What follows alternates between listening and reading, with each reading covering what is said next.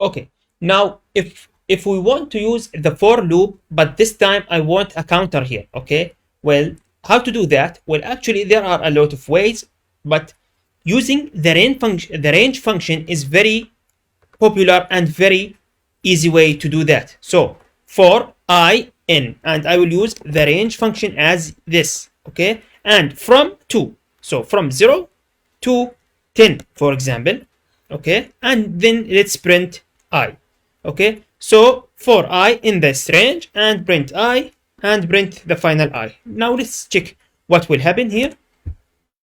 Let's clear the screen first. And yeah, as expected. So you can see it starts from 0 and ends to 9. Now why it is 9? Because this is n minus 1. So which means 9 in my case. So if I want it to be 10, I need to provide as 11 here, and it will work.